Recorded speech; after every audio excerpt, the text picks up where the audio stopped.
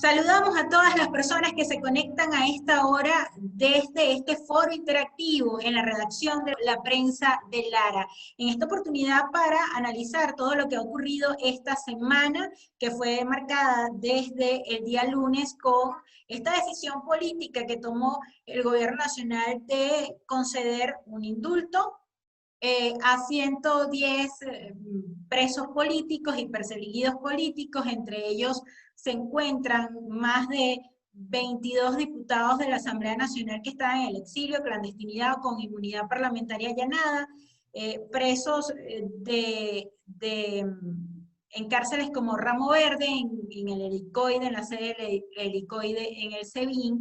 Y bueno, una jugada que con el transcurso de los días de la semana, pues se conoció que forma parte de una negociación que hizo uno de los líderes de la oposición, que sale a relucir nuevamente en la palestra, como es Enrique Capriles Radonsky, quien ha dicho hace pocos días en su Twitter: bueno, hoy por mis gestiones personales me siento satisfecho para la libertad de 110 presos políticos. Todo esto gira en torno a un proceso de elecciones parlamentarias que se ha convocado para el 6 de diciembre y del cual, como hemos analizado en anteriores foros, hay expertos electorales, expertos en derecho, que han calificado estas elecciones de, bueno, que no cumplen con lo que está establecido en la Constitución, que violan artículos como la Ley de Procesos Electorales, y que, bueno, concebir la idea de poder participar en unas elecciones con tantas irregularidades, pues no parece lógico. Para analizar todo esto que ha ocurrido, tenemos con nosotros a un experto en Derecho Constitucional, profesor titular de la Universidad Católica Andrés Bello y de la Universidad Central de Venezuela, jefe de la Cátedra de Derecho Constitucional de la UCB, el doctor Tulio Álvarez. Gusto tenerlo con nosotros, doctor. Bueno, igualmente un saludo fraterno a ti y a todos los que nos ven y nos verán. Doctor, quisiera comenzar preguntándole esto que ha pues generado, ha movido quizás la mesa o el tablero político de Venezuela, el llamado indulto que concedió el gobierno nacional. Desde el punto de vista jurídico, le quería preguntar esta medida, ¿cuál es el término jurídico que tiene? ¿Debe tener la medida, debe ser llamada o considerada como un indulto, con todos estos debates que se han generado de si esto es indulto, sobreseimiento, si se le puede llamar un perdón, una amnistía? ¿Cuál es el verdadero término jurídico que puede tener esta decisión del gobierno? Bueno, mira, lo primero que hay que decir que en el marco y en la coyuntura actual de Venezuela, cualquier tema jurídico está mediatizado y siempre ocupará otro nivel, un nivel inferior en cualquier discusión. Esto lo digo porque no quiero desviar el fondo de la problemática, que es una crisis que está viviendo Venezuela tremenda, terrible, donde hay un sufrimiento de la población por una parte y donde estamos perdiendo la soberanía nacional, los últimos resquicios de soberanía nacional. Sin embargo, para dejar claro este punto, hay dos instituciones relacionadas con esta temática, que son la amnistía y el indulto. Es muy sencillo la diferencia. El indulto es un acto de gobierno que emana de la Presidencia de la República, mientras que la amnistía es una ley.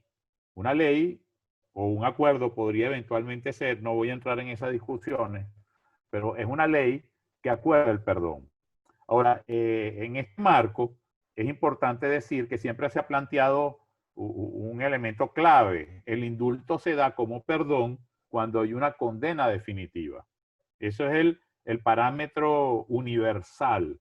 Constitucionalmente está previsto el indulto. Debería ser por vía de una condena definitivamente firme. Pero en el Código Orgánico Procesal Penal se prevé una figura muy atípica, que es el indulto procesal, lo que implicaría que podría darse el indulto como en esta situación se dio, sin que se produjera condena. Esto, por supuesto, trae problemas tremendos, porque estás perdonando a alguien que no cometió un delito desde la perspectiva formal. Y además estás perdonando a alguien que inclusive no tuvo la oportunidad de defenderse. Desde esta perspectiva, estás perjudicando a la persona, que queda como con una mancha de un delito que nunca cometió. Sí, claro, uno de esos temas de fondo es el escenario electoral. Hay algunos expertos que dicen que esta estrategia de Maduro es para darle cierta legalidad a las elecciones parlamentarias convocadas para el 6 de diciembre. Le pregunto, ¿esto es posible? ¿Le está limpiando la cara a Maduro a estas elecciones con esta jugada? Bueno, fíjate este punto. La Cátedra de Derecho Constitucional eh, aprobó un documento donde analiza todos y cada uno de los elementos del proceso. La cátedra se ha pronunciado ya en 4 oportunidades en los últimos 3 años en temas álgidos, en temas muy complejos. Lo primero que hay que decir para poner las cosas objetivamente en la mesa es que el 6 de diciembre no va a haber una elección formalmente hablando. ¿Qué base tengo yo para afirmar esto?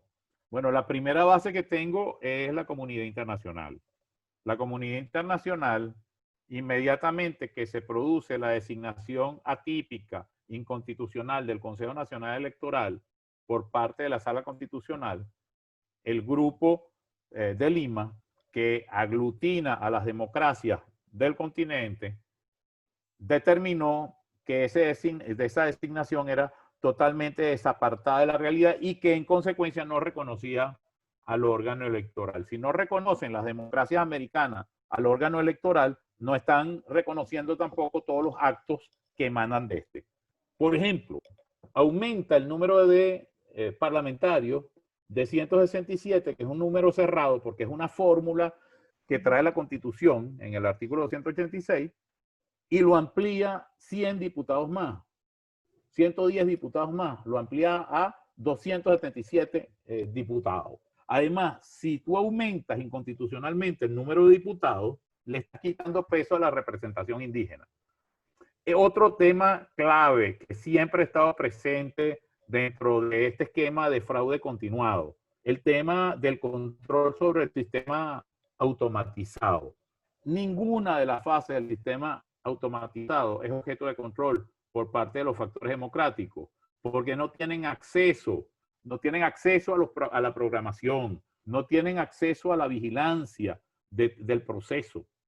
En consecuencia, y esto déjame decirlo, es un parámetro internacional, cuando no hay control sobre un sistema automatizado, automáticamente hay una presunción de fraude. Eso es un principio básico desde la perspectiva internacional. El otro tema es el registro electoral. Bueno, resulta ser que el registro electoral de la población venezolana en el extranjero es de 108,000 personas.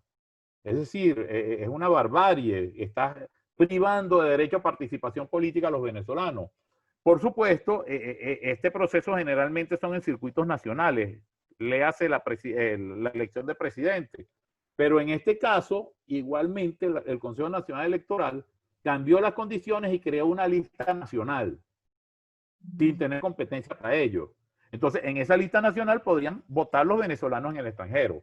Pues se les priva del derecho porque ellos saben muy bien que los venezolanos en el extranjero son personas que hacen resistencia política defendiendo sus derechos en el extranjero y son enemigos y son personas críticas contra este régimen.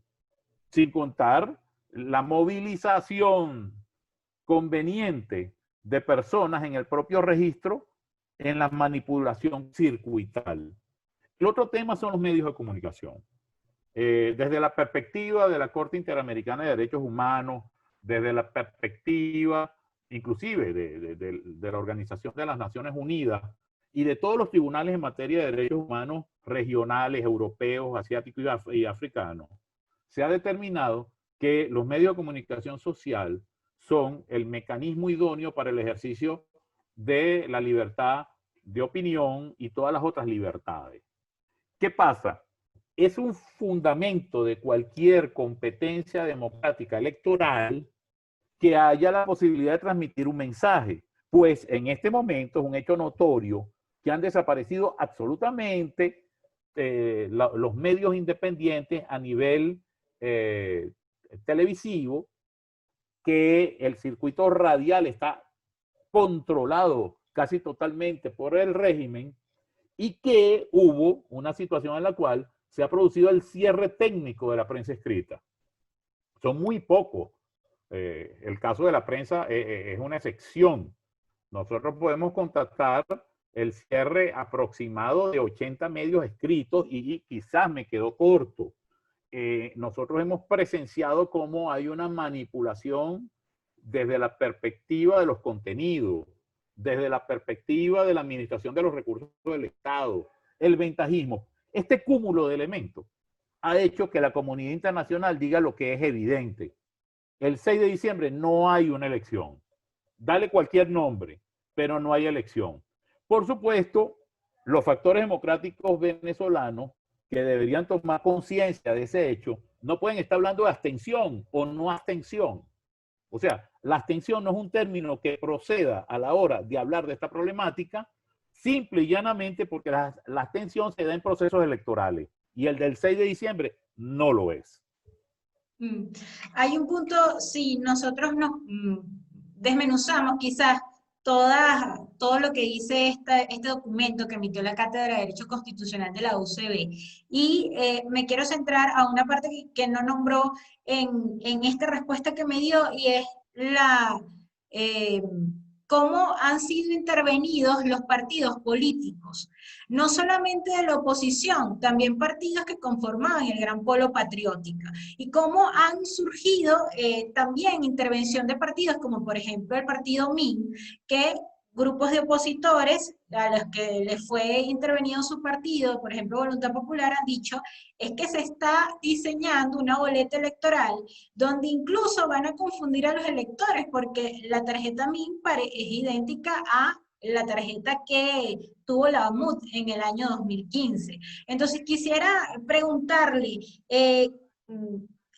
con esto, ¿qué futuro pueden tener las autoridades paralelas que se nombraron de los partidos intervenidos por el TSJ, que aseguran que después del 6D será la nueva oposición, llevarse a cabo estas elecciones? Yo no dudo en afirmar que eso no se va a dar. No hay manipulación que permita concluir que va a haber una oposición en torno a el secuestro de los partidos que se realizó. Y fíjate bien este punto. Se revisó paralelamente a la convocatoria del proceso. O sea, no fue que años atrás hubo la intervención de Acción Democrática, Voluntad Popular o Primero Justicia. No. Fue coincidente con la convocatoria del proceso. Los partidos políticos son las instituciones básicas que permiten la participación política de los ciudadanos, porque son los órganos postulantes. Si tú convocas un proceso y le quitas a los partidos la capacidad de postular, entonces estás anulando toda participación de los militantes o de cualquier ciudadano que utilice ese partido como su canal de participación. Pero estamos hablando de 3 partidos en particular coincidentes con la convocatoria, pero es que también se ha producido la intervención, el secuestro de los símbolos y el secuestro de la capacidad de postulación voy a mencionar algunos de ellos, el partido La Democracia Cristiana, el Partido Social Cristiano COPEI, el Partido Bandera Roja, el MIN, tú lo acabas de mencionar, hace poco fue intervenido. También partidos que apoyaron en su momento a este régimen o que lo apoyan. Yo todavía no sé qué ha pasado ahí. Eso es una señal muy grave de las contradicciones internas de este régimen. Tupamaro y el Partido Patria para Todos fueron secuestrados igualmente. Es decir, las instituciones partidistas están siendo anuladas. Los medios de comunicación están siendo anulados. Y las condiciones electorales son peores que los procesos anteriores. Y además se le delega al Consejo Nacional Electoral una potestad que no se puede delegar por parte de la Sala Constitucional regla nuevas condiciones y lo hace, esto es un detalle, ¿ah? Todo cambio, de acuerdo a la Constitución, de las condiciones electorales debe hacerse 6 meses antes de la elección. 6 meses antes de la elección. Y aquí lo hicieron después de ese lapso. Ahora, doctor, usted dice, se han hecho estas elecciones a pesar de que hay una pandemia. Leí ahí un artículo donde lo nombraba usted efecto Cocuyo y allí se mencionaba una de las últimas declaraciones que dio la presidenta del CNE, que ellos incluso piensan que estas elecciones, el día del proceso de votación, se extienda por 2 días por la pandemia. ¿Esto tiene alguna explicación lógica? ¿Puede ser legal el Claro, hecho de que uno vote dos días por esto de la pandemia? tiene una explicación lógica, que es esta. Desde siempre, eh, el- esto que está pasando con el Consejo Nacional Electoral no es reciente. Lo que pasa es que se potencia con la delegación que hace la Sala Constitucional. Pero el CNE ha funcionado como una oficina electoral del régimen de Maduro. Eso siempre ha sido así. Esta oficina electoral es controlada absolutamente por los técnicos electorados del PSUV. Y ellos tienen un esquema de ingeniería electoral. ¿Qué significa ingeniería electoral? Ellos, con el control que tienen de las cactahuellas y del sistema automatizado, saben cómo es el comportamiento el día de la elección en tiempo real. Y sobre esa base se dan las movilizaciones de última hora. Esas movilizaciones de última hora es bajo amenaza, bajo compra de votos, o sea, es decir, violentando absolutamente todos los parámetros electorales. Dividir la decisión o el acto teóricamente electoral en 2 días, lo que hace es con toda calma permitirle la movilización ya no en pocas horas como normalmente sucedía. Por eso es que el Consejo Nacional Electoral, que tiene el sistema automatizado más eficiente del mundo, nunca da un resultado inmediato. Pasan días y no hay resultados. ¿Por qué? Porque están manipulando el sistema. Pues ahora van a tener 2 días para hacer lo que les gusta más. Es decir, el fraude electoral in situ, en vivo. Lo que dijo la presidencia del Consejo Nacional Electoral es una manifestación de voluntad de que se va a realizar un fraude si ellos dividen todavía más ese proceso en diversas jornadas. Y en esos cambios también está el hecho de que presentaron en un principio un cronograma electoral que ha tenido modificaciones a lo largo de que a medida que se acerca la fecha. Entre esas modificaciones ha sido prorrogar en 2 ocasiones la inscripción de candidatos electorales, eh, que cierra justamente el 4 de septiembre para el día que se publica este foro. Eh, Quería preguntarle sobre eso, sobre el hecho también de que a estas alturas no sabemos cómo se va a votar, si el proceso va a ser automatizado, cuántas máquinas van a llegar, porque ya varias organizaciones civiles como Súmate han dicho, se quemaron la gran totalidad de estas máquinas y el proceso debe ser automatizado, pero no hay información al respecto que te pueda permitir decir que las auditorías que se están revisando, como usted dijo al principio, sean transparentes. Tocaste un punto fundamental, tocaste un punto clave, el cronograma electoral. El cronograma empezó antes de la convocatoria a las elecciones, porque es que este régimen tiene que llegar al 6 de diciembre y ese es su único objetivo. ¿Cuál es el objetivo de llegar al 6 de diciembre? Bueno, empezar a planificar cómo llegan en enero. Y en enero empezar a planificar qué inventan en los carnavales. Y en carnavales pensar qué van a inventar en Semana Santa. Ese es el juego de este régimen. Este es un régimen que está en una situación de tal conflicto interno, de tal presión internacional y además una población sufriente que ha sido objeto de los mayores abusos durante 2 décadas y que hoy tiene miedo y con razón. El pueblo venezolano, a mí me llama la atención que hay gente que dice, es que este pueblo es un pueblo débil, un pueblo que no se moviliza. Por Dios, es un pueblo que ha sufrido la represión durante 2 décadas y esa represión es cárcel, muerte, 4 millones de venezolanos o más de 4 millones de venezolanos que han huido del país de estas circunstancias, no es suficiente para pensar que el régimen tiene el control por la vía de la violencia y por la vía de facto. Porque hay que ubicarnos. Es que inclusive hay liderazgos que se dicen opositores que cuando hablan uno prácticamente piensa que está en una competencia democrática en la década del 70, 80 o 90 en Venezuela. Porque pareciera que están en otro país, inclusive hay veces que uno piensa que están en otro planeta. En otro planeta. Ahora, doctor, ¿qué hacer? Porque ya, digamos, la Cátedra de Derecho Constitucional de la UCB se pronunció, se han pronunciado también expertos electorales, que de hecho entrevistamos hace algunas semanas a Andrés Caleca, ex presidente del CNE, y él junto a otros ex rectores del CNE, pues introdujeron un recurso de amparo para solicitar la anulación de la convocatoria del 6 de diciembre. Este tipo de acciones son lógicas, considerando que fue el mismo Tribunal Supremo de Justicia el que convocó o el que designó a las actuales autoridades del CNE. Generalmente esas acciones intentadas por personas de buena fe son testimoniales. O sea, no se le puede decir a las personas que intentan la acción que no entienden lo que está pasando. No, son testimoniales. Es decir, agotan la vía de ir a esa instancia sabiendo que no van a lograr justicia. Esa es la respuesta que tengo que dar en ese punto. En cuanto al otro punto, el punto de qué hacer, la Asamblea Nacional es el último resquicio de legitimidad en Venezuela. No confundamos la institución con individualidades y por favor defendamos los resquicios de institucionalidad que quedan. Esa es mi primera opinión o recomendación.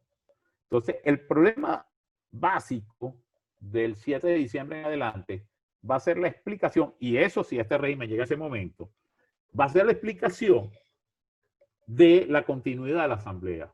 Una continuidad que es constitucional y basada en los parámetros básicos del derecho constitucional democrático, de las prerrogativas parlamentarias como prerrogativa de la democracia. El otro punto tiene que ver con pedirle a la comunidad internacional, a la comunidad democrática internacional, que no se preste al teatro, lo cual está muy claro. Nosotros no vamos a llamar a votar, evidentemente, pero tampoco vamos a hablar de abstención, porque la abstención es un término que procede solamente cuando hay una elección, y esta no es una elección. Entonces es un problema de conciencia individual. Y justamente usted dice bueno, que la necesidad de que haya unión, de que haya coordinación, pero si vamos a la realidad, eso es lo que menos hay en la actualidad. Con esto le digo, o sea, hay un Juan Guaidó, que es presidente interino de Venezuela, además presidente de la Asamblea Nacional, que con todos estos últimos acontecimientos que han ocurrido, es el que menos ha relucido, digamos, en la opinión de la política. Hay quienes dicen que se está consolidando la fragmentación de la oposición. ¿Usted qué piensa sobre esto? Hasta que no se resuelva el problema de la dirección política de la oposición, nosotros vamos a estar en desventaja en la pelea contra este régimen. Eso es prioritario. No hay nada más prioritario que definir ese problema y construirlo desde abajo, organizativamente. El capital más importante que tiene el factor democrático en Venezuela es el apoyo de la comunidad internacional. Esa comunidad internacional canaliza ese apoyo con el reconocimiento de una presidencia interina y con el reconocimiento de una Asamblea Nacional. Eso es un hecho inamovible. Eliminar esas condiciones significa perder el apoyo internacional. Lamentablemente es así. Porque yo tengo muy claro que en Venezuela el enemigo es otro. El enemigo, mira, ni siquiera el enemigo es Maduro como individualidad. Venezuela es el teatro de operaciones de intereses internacionales los más nefastos y peligrosos. Así como a los factores democráticos venezolanos nos apoyan la comunidad democrática internacional, a Maduro lo apoya la Liga del Autoritarismo y los Totalitarismos. No es azar que los apoyos de Maduro sean Irán, Cuba, Corea del Sur, Turquía, Rusia. No es azar. El otro gran aliado del régimen es el narcotráfico. El narcotráfico. Todos los grupos irregulares, insurgentes del mundo ven a Venezuela como un paraíso. Y esto no es un tema ya venezolano, esto es un tema ya que implica, antes era un peligro para la región, ya es un peligro que se proyecta a nivel mundial. Nosotros lo que estamos a punto de la pérdida de la soberanía. Si los dirigentes políticos, que son factores democráticos, no toman conciencia de esta situación, entonces jamás vamos a salir de esta crisis que estamos viviendo. Sí, doctor, ya que toca el punto de la presión internacional, quería también preguntarle, ¿esta movida de los indultos pretende a su vez bajar los niveles de presión que hay sobre Nicolás Maduro, que, bueno, recientemente va a haber nuevamente la doctora Michelle Bachelet va a emitir un informe sobre Venezuela, se van a tomar quizás decisiones en donde se puedan nombrar a la cadena de mando que es responsable de esos delitos o violaciones de derechos humanos que se han cometido en el país, y también está el caso de Alex Saab. O sea, Maduro puede pretender tender puentes con Estados Unidos o con la Unión Europea con esto que acaba de hacer. Sí, sí lo puede hacer si se basa en la debilidad interna de los factores democráticos. Si los factores democráticos ceden, si hay la imagen de que hay una posibilidad de entendimiento nacional, si hay la imagen de que estos procesos electorales van a llevar a una solución arreglada, es evidente que sí va a lograr la flexibilización de las sanciones y el levantamiento en muchos casos de esas sanciones. Ahora, lo está logrando, doctor, está bajando la presión. Con esto que sale ahora de que Capriles está liderando una negociación con el gobierno y Stanley González a su vez. Si en Venezuela se da un mensaje interno de participación en el proceso o se da un mensaje interno en cuanto a que hay la posibilidad de arreglar la situación de enfrentamiento político con un proceso electoral, la comunidad internacional se va a rendir a esa posibilidad, porque la comunidad internacional está agobiada con el tema venezolano. Quieren buscarle una solución como sea, y no es como sea que nos conviene a nosotros las soluciones. A nosotros no nos conviene sustituir un tirano por otro. A nosotros no nos conviene sustituir un sistema perverso por otro. O los verdugos. No nos conviene sustituir verdugos. Nosotros tenemos que liberarnos políticamente y nosotros tenemos que restaurar la democracia venezolana. ¿Y qué pasaría si se inscriben líderes de oposición en estas elecciones? Por ejemplo, Capriles y estos presos políticos. ¿Tendrían capacidad de arrastre? O sea, ¿qué se definiría allí? La participación de un ex candidato presidencial, el que haya sido contendor, es muy significativa a los efectos del régimen. Pero el régimen está jugando un doble juego muy peligroso, porque nadie en Venezuela, y cuando digo nadie, incluye al régimen, controla absolutamente el proceso. Es decir, la situación es tan deteriorada, las divisiones son tan fuertes, el mundo militar está destruido desde la perspectiva institucional también, como Venezuela, que aquí puede pasar cualquier cosa, y sobre todo una situación de miseria y marginalidad colectiva. Entonces, este régimen está actuando en forma desesperada. Y ya para ir cerrando, quisiera saber, usted a principio de año, cuando el gobierno tomó la sede del Parlamento, hacía un exhorto importante y decía, el Parlamento debe revisar las leyes y derogar todas aquellas que pues estén o vayan contra la Constitución. Eso no se hizo, transcurrieron 5 años y pues algunos expertos dicen, se omitieron muchas cosas que pudo haber hecho el Parlamento, como seguir adelante con elegir a las autoridades de los poderes públicos, ¿cómo ve a la Asamblea Nacional ya casi 5 años de ser electa? Y que posiblemente, si aquí, hipotéticamente, lo que usted ha planteado, si se difiere o si se plantea esta elección para el año que viene, va a haber continuidad administrativa, pero pareciera que es una asamblea que le ha faltado quizás también, pues, acatar esto que es la Constitución. Desde el primer día de la asamblea se cometieron una secuela y una cadena de errores que hoy estamos pagando. Bastaban una serie de decisiones bien tomadas y bien hilvanadas jurídicamente para derogar una serie de normativas lesivas a los derechos ciudadanos. Y no se hizo. La última pregunta, doctora. Hay una propuesta de otros líderes de oposición, en el caso de María Corina Machado, que ella insiste en que en Venezuela debe haber una operación para la paz y la estabilización a través de la activación del TIAR, es decir, la intervención internacional, y que ya no estamos para plebiscitos ni para ninguna propuesta que llame a la población a votar paralela a estas elecciones. Quisiera saber su opinión sobre esto. Yo quiero rescatar el 16 de julio. El 16 de julio, en Venezuela, el pueblo se pronunció y emitió un mandato contundente.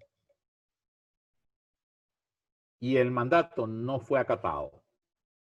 Inmediatamente hubo un proceso electoral y fue la debacle. El régimen no reconoció ni siquiera el resultado parcial que no pudo controlar por el fraude. Mejor ejemplo, el estado Zulia. Pero el 16 de julio es la señal de que sí se pueden hacer las cosas. El 16 de julio en Venezuela se movilizó todo el país en contra de todas las dificultades, con presencia de organismos internacionales, dirigentes internacionales que dieron fe de lo que pasó. Ese mandato está vigente y ese mandato basta para proceder a hacer lo que corresponde, pero el mandato está vigente. Entonces, no me imagino que se pueda consultar distinto a lo que se planteó el 16 de julio del año 2017. Porque van a caer uno a uno. Ya lo hemos visto, caen uno a uno. Y después no podemos defender a nuestros líderes porque cayeron solos, porque quisieron pelear solos. Y no podemos permitir que este liderazgo de factores democráticos que se le han jugado durante años siga siendo víctima de las cárceles, las torturas y la persecución de este régimen criminal. Bueno, agradecemos al doctor Tulio Álvarez, el jefe de la Cátedra de Derecho Constitucional de la Universidad Central de Venezuela, quien nos acompañó en este foro interactivo desde la redacción del diario La Prensa. Muchísimas gracias por su tiempo y por su explicación. Y gracias a todos en el diario La Prensa, que yo creo la vanguardia de la pelea. Ustedes hacen una obra de arte cada día con esas portadas del periódico.